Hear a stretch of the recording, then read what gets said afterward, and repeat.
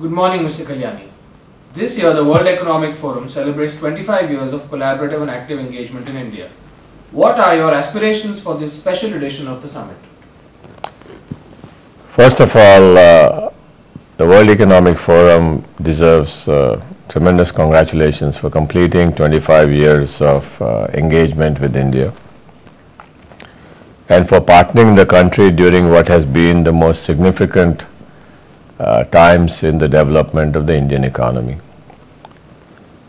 The Indian economy's development started with the seeds sown in by the late Prime Minister Rajiv Gandhi in 1984.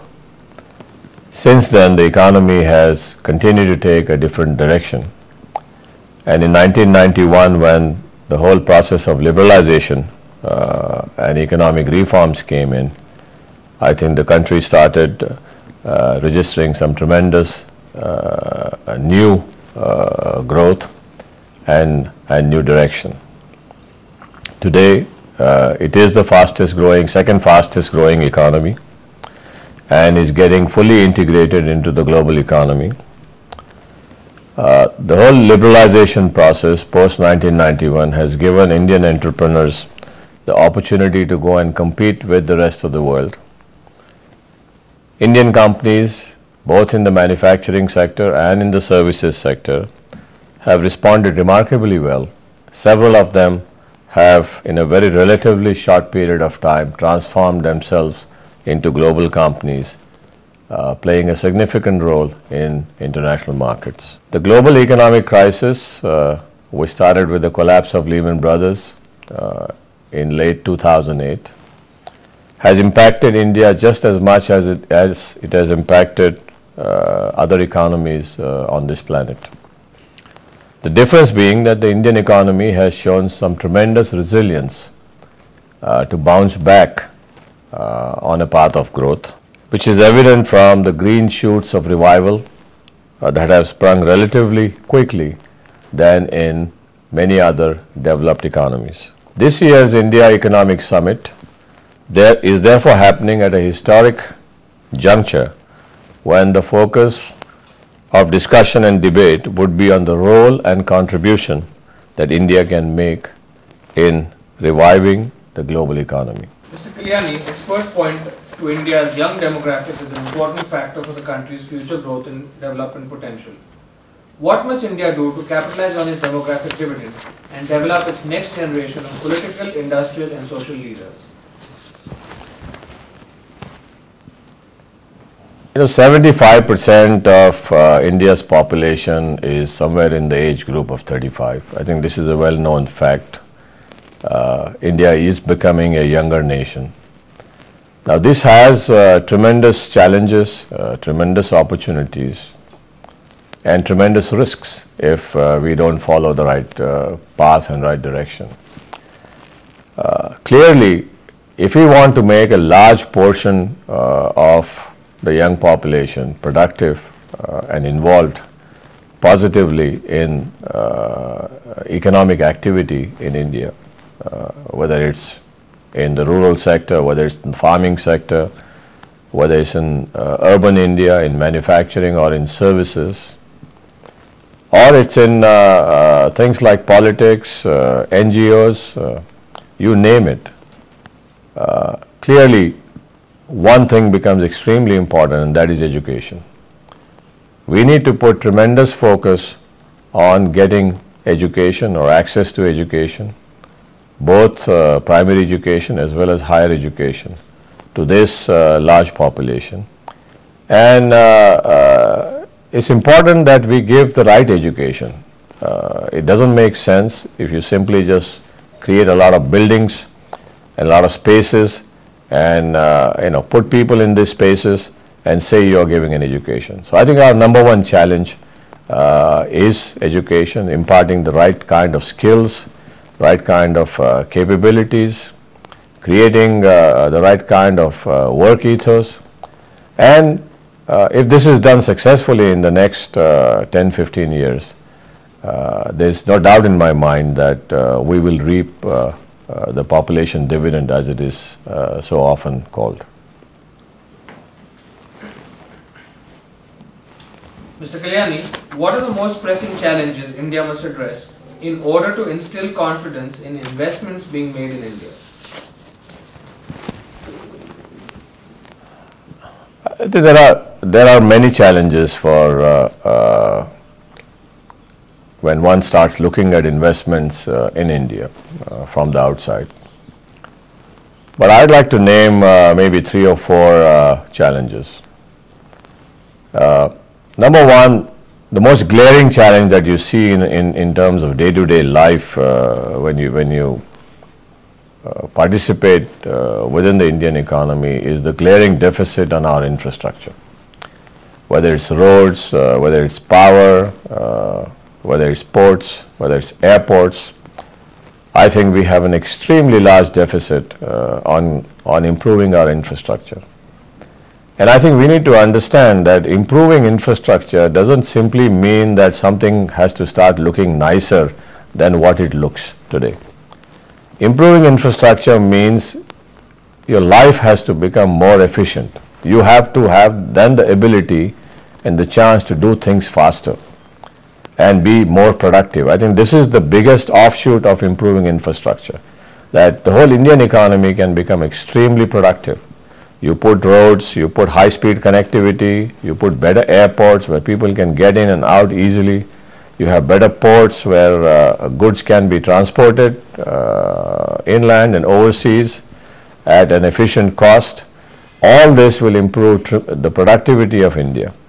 And this is a major factor in creating the kind of growth that is necessary to attract investments from the outside.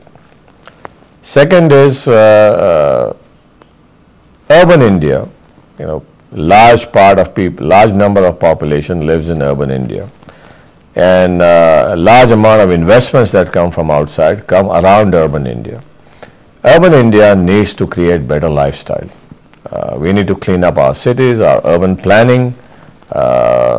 We need to create, and it's tied to some extent with infrastructure, but it is more than infrastructure, because this is the whole concept of how we look at urbanization, how do we look at the way our cities of the future will develop, is an important part and parcel in attracting investments from outside.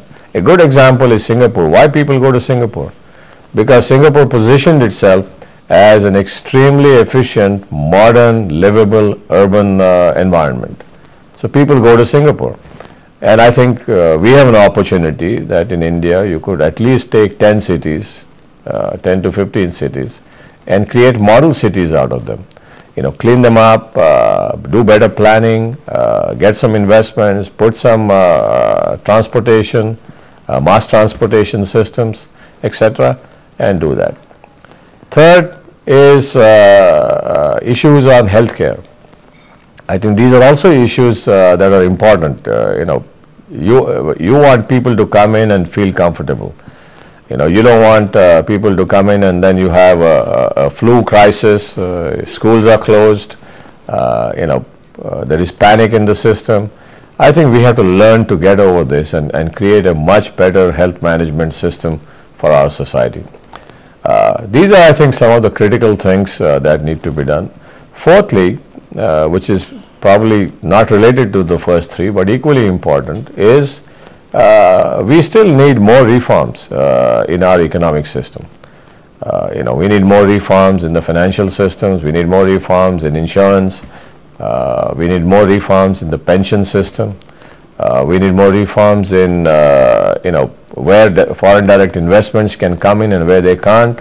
So I think these are areas that also need to be looked at and a view taken to open up this area, to liberalize this further, so that we see some large amount of investments coming into India.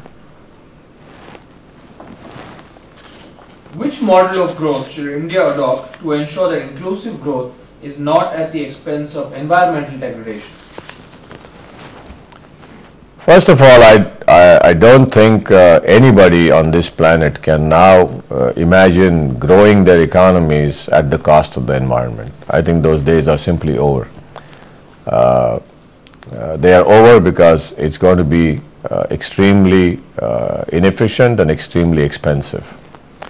The world, as I understand it, whether it's through the Kyoto Protocol or what's likely to happen in Copenhagen later this year, or some other venues in the early next year, it's quite clear to the world that business, as far as environment degradation, cannot go on as it has gone on in the past. We cannot go on emitting CO2. We cannot go on loading our atmosphere and at the rate at which we have been in the past.